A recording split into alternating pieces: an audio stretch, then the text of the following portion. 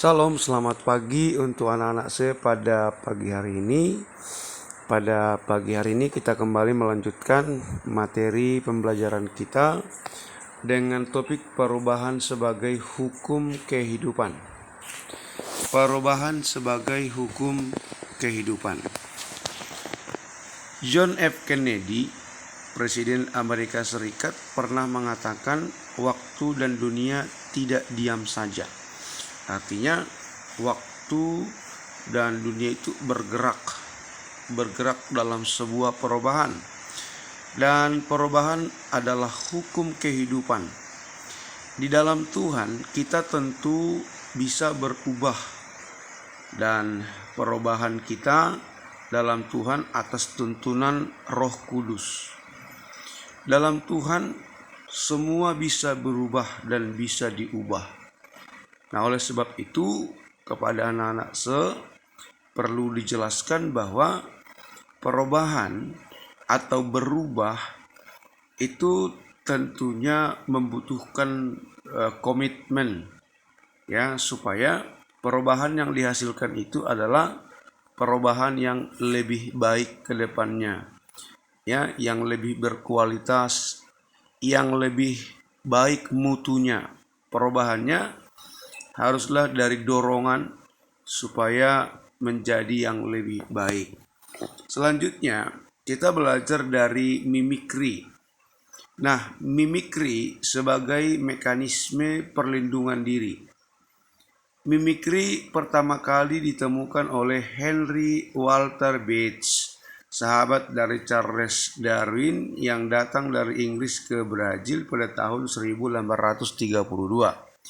Kita tahu bahwa Charles Darwin adalah yang memiliki teori evolusi, dan mimikri ini adalah mekanisme perlindungan diri yang dikaruniakan Tuhan kepada jenis-jenis makhluk tertentu ataupun binatang maupun tumbuh-tumbuhan. Jadi mimikri ini adalah kemampuan yang diberikan Tuhan kepada makhluk hidup untuk daya mengubah diri, ya, dalam rangka perlindungan.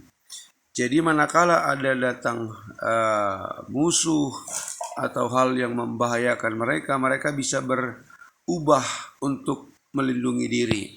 Nah, proses itu disebut mimikri yang ditemukan oleh Henry Walter, ya, dari Inggris. Manusia berubah. Manusialah yang tampaknya mampu berubah dan mengikuti perubahan. Manusia mampu bertahan sampai sekarang karena ia berubah. Ya, kita bisa lihat perubahan-perubahan secara fisik saja manusia itu berubah. Mulai dari anak-anak berubah menjadi remaja, remaja berubah menjadi dewasa, dewasa berubah menjadi orang tua. Nah, umat Allah juga selalu berubah karena Allah itu pengubah. Allah itu kreator. Ya, Tuhan tidak ingin umatnya tetap hidup dalam konsep-konsep lama, konsep-konsep zaman dahulu, tetapi harus berubah. Gereja pun harus bisa berubah, mengikuti manusia yang terus berubah. Kalau seandainya gereja tidak mau mengikuti perubahan, maka gereja bisa-bisa ditinggalkan pengikutnya.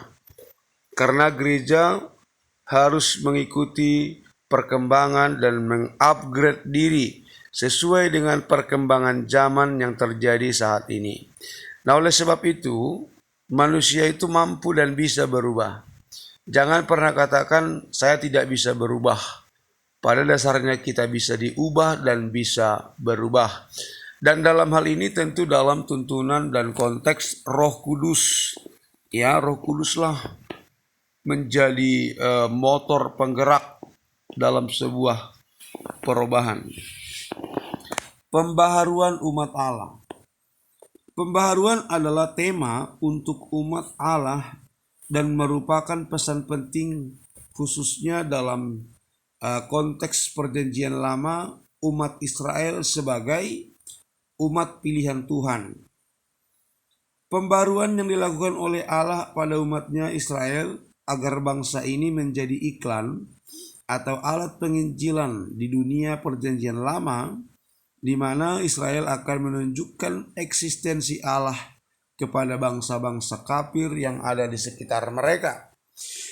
Dengan Allah memberkati orang Israel, memberinya kemenangan demi kemenangan dalam peperangan, berkat-berkat jasmani yang luar biasa adalah alat untuk menunjukkan bahwa Allah orang Israel adalah Allah yang peduli, hebat, dahsyat, dan luar biasa. Jadi pembaharuan umat Allah dikerjakan oleh Allah supaya umat itu menjadi umat yang bisa menjadi iklan ataupun menjadi hal yang bisa menunjukkan keberadaan Allah.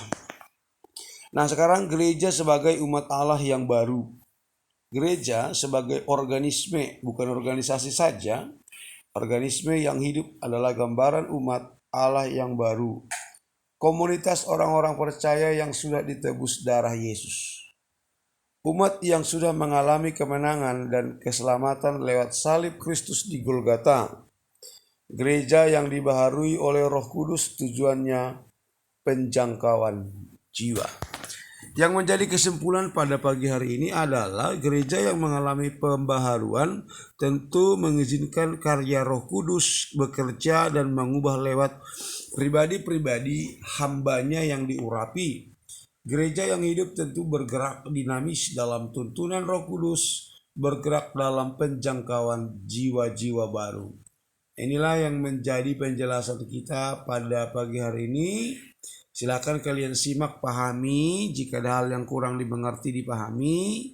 Silakan japri supaya kita masuk dalam ruang diskusi hari ini. Selamat belajar. Semoga hari ini pun ada pemahaman baru yang boleh kalian temukan.